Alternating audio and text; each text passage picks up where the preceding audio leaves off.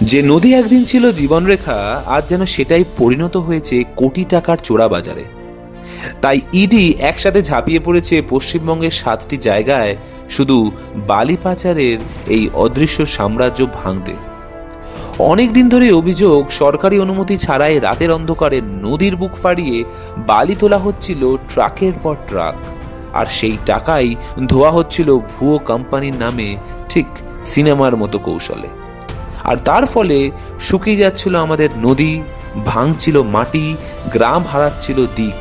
আসলে 1 টন অবৈধ বালি মানেই 1 টন প্রকৃতির ক্ষতি।